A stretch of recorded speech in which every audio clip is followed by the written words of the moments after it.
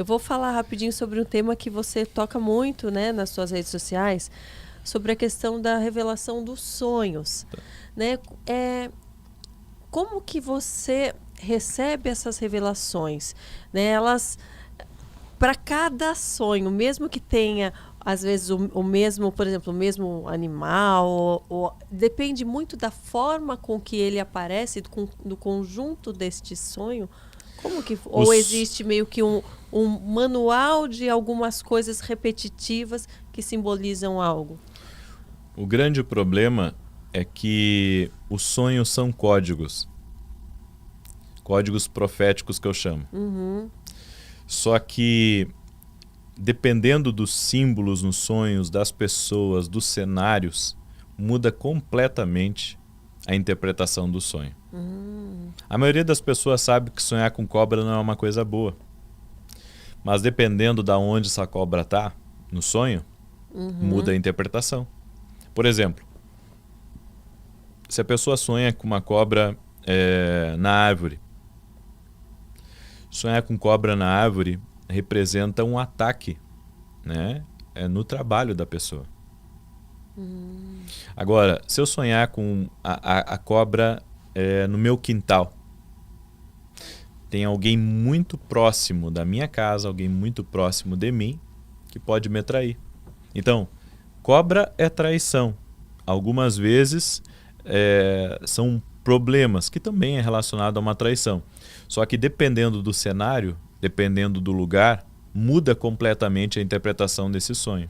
E esses códigos são algo assim que você recebe por revelação, ou é algo que a partir do momento que você estuda a palavra, por exemplo, você sabe que a cobra estava ali para enganar, algumas coisas nós podemos entender pela palavra que podemos dizer assim, uma interpretação básica. Tá? Uma interpretação básica tu consegue compreender pela palavra. Por exemplo, a Bíblia tem vários simbolismos, né? No entanto, a Bíblia diz também que as interpretações pertencem a Deus. Então, um profeta, ele vê diferente o sonho daquele que sonha. Sim. Então, como eu te disse, todos podem ter uma interpretação básica sobre sonhar com cobra. Só que um profeta, ele consegue ver o código e consegue dar a interpretação. Sim. Porque ele vê com a lente de Deus aquele sonho. Então não adianta a pessoa pegar um livrinho se for e um falar sonho, isso é isso, aquilo é aquilo, porque tem todo um contexto. Exato. Né? E outra, a maioria dos livros que falam de interpretação dos sonhos, a maioria, tem que ver a fonte deles. Sim. Qual que é a fonte de quem escreveu? Sim. Em que ele estava baseado? Eu sempre costumo dizer assim, vamos analisar o quadro da Mona Lisa, tá? Quadro bonito, né? Um quadro muito bonito. Mas em que o pintor ele estava pensando naquele momento que ele estava desenhando a Mona Lisa? Por exemplo, alguma coisa enigmática, porque ele tem um olhar estranho ali. Então, olha eu querendo decifrar a Mona Lisa. Tu pega, por exemplo, um quadro abstrato, né? Será que o pintor estava melancólico naquele dia? Será que o pintor ele estava alegre?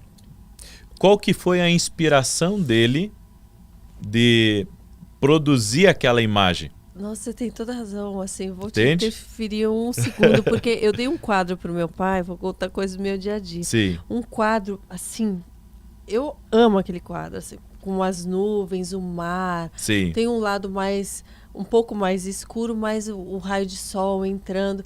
Eu achei a coisa mais linda, meu pai gosta de pescar, faz tempo que não ia pro mar, eu falei, vai amar esse quadro.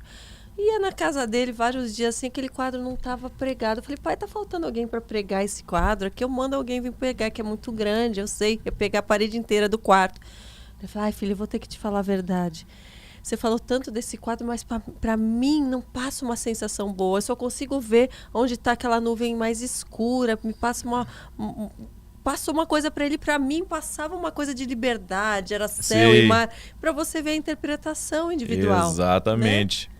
É porque a inspiração do artista, né, a inspiração do artista na hora que ele pinta é uma. Sim. Entende? Então existe um código por trás da imagem. Uhum. Nos sonhos, por trás das imagens, tem uma inspiração. Tem um código. Uhum. E tem, como eu disse, tem interpretações de livros de sonhos que qual que é a inspiração por trás? O que levou aquela pessoa a ter aquela interpretação? Sim. E muitas vezes, se alguém pegar só um livro assim, né, e resolver interpretar através daquele... Não consegue. Não consegue, não se torna consegue muito raso, e vai né? ter uma interpretação. E não só raso, o problema não é Pode ser enganosa. Né? Enganosa. Né? Vamos entender que tem sonhos que são da cabeça da gente. Sim. Come lá um boi pela perna, aí vai dormir, vai sonhar com um monte de coisa. Sim, sim. Agora, tem sonhos que é Deus querendo dar um aviso pra gente. Uhum. Né? Quando sonhos se repetem, né? Deus dá vários sonhos naquele sentido para a pessoa. Deus pode estar querendo livrar ela de alguma coisa, ou está querendo mostrar algo que tem para ela. Uhum. Então, a gente vê que os sonhos sempre foram uma maneira de Deus falar com o homem. E um detalhe, o homem pode recusar ouvir a ti ou ouvir a mim, mas no sonho, ninguém consegue recusar. Uhum. Ninguém consegue... eu não vou sonhar. Aí pode usar filtro dos sonhos, que nem eles usam, né, para não sonhar, para não ter pesadelo. Aliás, você já explicou sobre Já falei isso. sobre o filtro dos sonhos. Gente, a gente é uma porta espiritual. Uma porta espiritual que não vão vir os sonhos bons. Você não pensa que você vai filtrar os ruins, ficar só sonhos bons, não. Você sabe que eu tinha um desses. E recentemente eu já tinha tirado muita coisa da minha casa, que eu tinha já um entendimento que aquilo eram portas espirituais para vir coisas ruins para minha casa, né, para dar legalidade. E eu não sabia do filtro dos sonhos. Parece algo tão inofensivo, e tomem cuidado. E eu tinha isso perto da cama do meu filho. Sim. Um que era bordadinho de tricô, coisa linda que ele ganhou na época que ele nasceu. Sim. E eu comecei a ver os teus vídeos, falei, poxa, eu vou tirar isso aqui agora, né? E eu percebo que tem mudado também. Você sabe que eu até comentei para você que ele estava tendo uns pesadelos, umas coisas. Parece que aquilo cessou. Cessou por um simples filtro dos sonhos. Eu permaneço fazendo oração, como eu já fazia, toda noite com ele. Mas, além disso, né, eu gostaria que você falasse, além do filtro dos sonhos, quais outros objetos que às vezes parecem tão inofensivos e que estão abrindo essas portas para coisas ruins entrarem nas nossas casas e a gente nem perceber. Tá, só para mim, finalizar eu gosto assunto, sempre de explicar as coisas, né? Porque é muito fácil pegar e simplesmente dizer, isso não pode, isso não pode, isso não pode, fazer uma lista do que não pode. Né? Quando Jesus chegou no território de Gadara, a Bíblia diz que veio um homem louco chamado Gadareno. E esse homem ninguém conseguia prender ele porque ele estava possesso por muitos demônios. Diz então que Jesus repreendeu aqueles demônios, era uma legião, e eles pediram a Jesus se eles podiam entrar nos porcos. Uhum. Por que eles pediram para Jesus para entrar nos porcos? Porque eles não têm legalidade para entrar em qualquer lugar. Uhum. É por isso que Satanás usa esses objetos para que ele tenha legalidade para entrar dentro da casa da pessoa. E esta legalidade ela é decidida no plano espiritual? Tudo que tira a fé de Deus e bota num objeto, isso já é uma legalidade que a pessoa está dando. Uhum. Então, por exemplo, quando uma pessoa pega um potinho de sal e coloca ali as pimentinhas, aquilo ali é uma legalidade espiritual que ela está dando, porque ela acredita que através daquele pote de sal com pimenta, que ela vai estar se protegendo da inveja. E se ela acredita nisso é porque ela não acredita na proteção divina. Só que aquilo ali, no mundo espiritual, vai abrir a legalidade para que espíritos de enfermidade, espíritos até mesmo de trancar caminhos e outras coisas comecem a agir na vida daquela pessoa. Então, é que nem já me perguntaram assim, a espada de São Jorge, né? É uma planta que foi criada por Deus. Ótimo! Se eu tenho no meu jardim uma espada de São Jorge, eu tenho vários ali, e é porque é por beleza natural, é para a paisagem do meu jardim, é abençoado por Deus. Agora, se eu plantei para me proteger, é melhor arrancar. Sim. Porque você está colocando uma crença ali, né? Exatamente. Você está colocando fé que aquilo vai dar certo. Exato. Aí é que está o problema. Né? Aí é que está o problema. Aquelas sementinhas de romã que o povo bota na Sim. carteira, toda que parece, é romã. Tem gente que fala, mas mal não faz, se vier, veio. Só que faz, porque você tira a tua confiança num Deus único e poderoso, Abre né? uma legalidade. Abre uma legalidade para que no mundo espiritual a pessoa ela seja atacada por aquilo. Por exemplo, uma das coisas que as pessoas elas usam muito é o elefante. O elefante virado né, para a rua lá, de costa, né? Isso são legalidades, né? O olho grego, né? Que as pessoas usam inclusive... Falar, é para tirar um mal olhado. Exato. Né? As pimentinhas também que se usa nas correntes, enfim, tudo isso são legalidades espirituais que a pessoa dá. E daí ela começa às vezes a ter na própria casa, né, algo acontecendo, como você falou, de enfermidade, ou de brigas, ou de, enfim, acontecimentos ruins. Quer ver uma coisa, Karina, que eu sempre digo para as pessoas? Quando você compra uma coisa, sempre consagre. Como funciona isso? É você fazer uma oração? Por exemplo, lá na minha casa, como é que a gente faz? A minha esposa que tem esse hábito maravilhoso, eu digo. A gente vai no mercado, né, traz as sacolas do mercado, ela abençoa. Abençoa, às vezes, até antes de entrar dentro de casa. Senhor, abençoa e multiplica. Quando a gente está viajando, geralmente a gente gosta de comprar... né, eu gosto particularmente, eu gosto muito de decoração. Né? Se um dia lá te levar lá no meu escritório, tu vai ver. Eu gosto de coisa de decoração. Eu gosto, sabe? E o que acontece? Tem coisas que às vezes a gente compra numa viagem que a gente gosta e traz para dentro da nossa casa. Só que às vezes a gente não ora. E há algumas coisas que está ligado a, por exemplo, a certos ambientes da onde aquilo foi tirado. É por isso que é importante sempre consagrar. Né?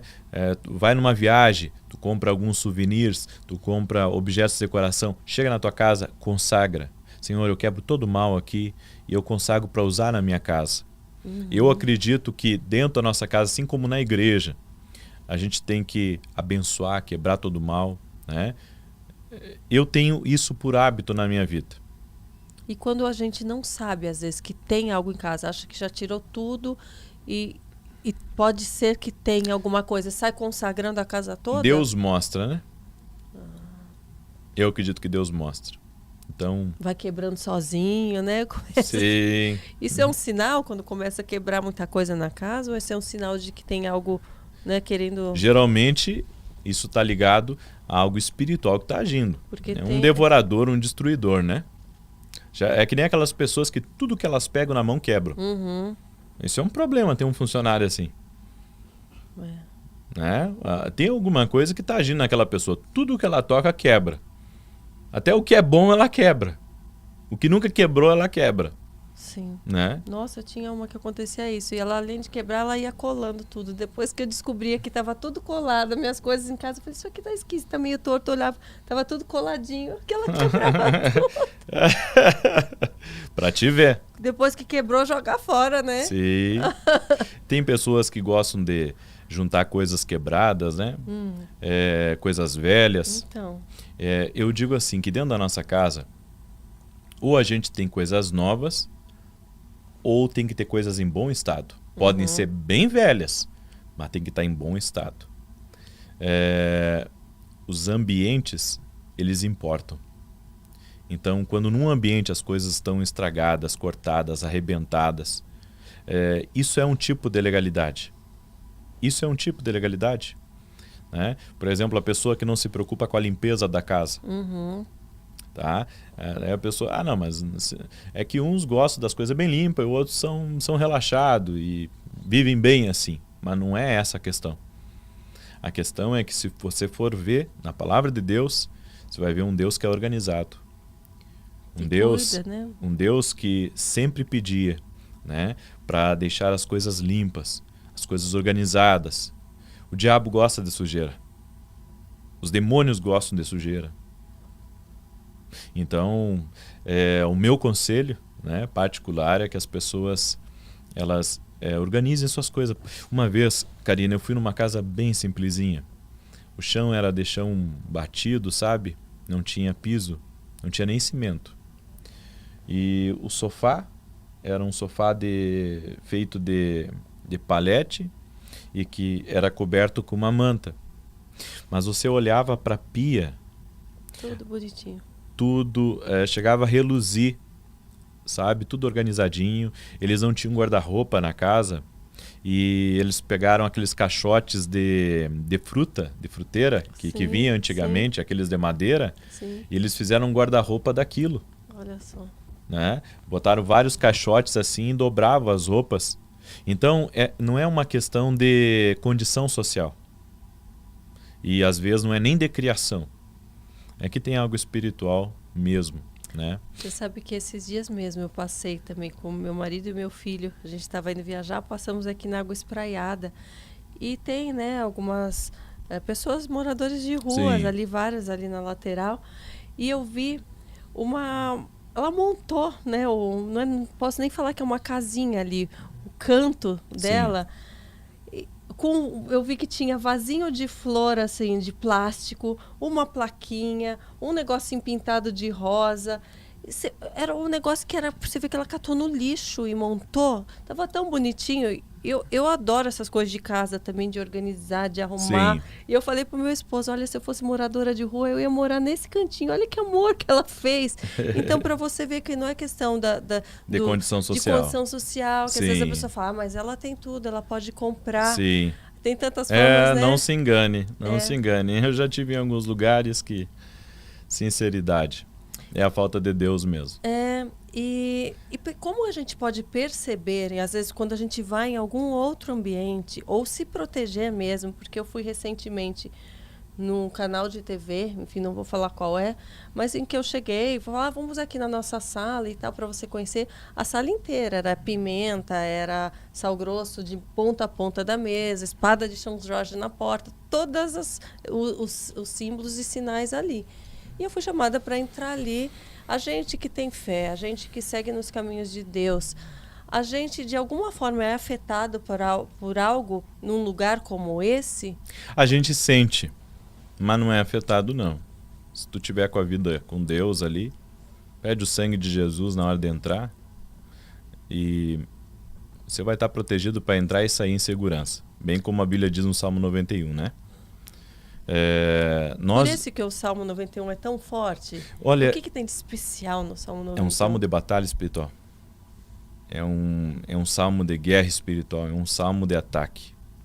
Então, eu creio que Deus deixou armas espirituais e o Salmo 91 é uma dessas armas, né? Porque a gente... já estamos finalizando aqui. Última perguntinha. Você comentou sobre... Eu te perguntei se a gente não atrai, né? Algo que se a gente está num ambiente que vai totalmente contra a gente. A questão de um trabalho, por exemplo, que alguém fala, fizeram um trabalho, fizeram, sei lá, feitiçaria, macumba para tal pessoa. O que faz aquilo chegar àquela pessoa e não chegar? A legalidade. Só. Se houver legalidade, vai entrar e vai prejudicar. Uhum. As pessoas pensam, não tem poder. Pode ter certeza que aquilo ali tem poder, sim.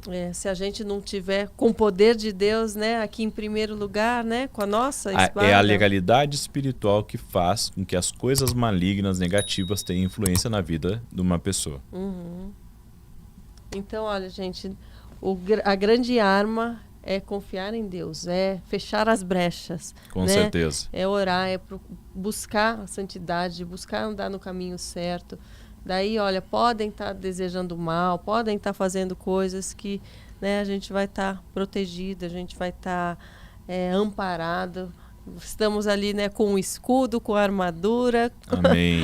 com tudo o que a fé nos dá. E o andar, né, com fé, através dos nossos dias, não só dizer que temos fé.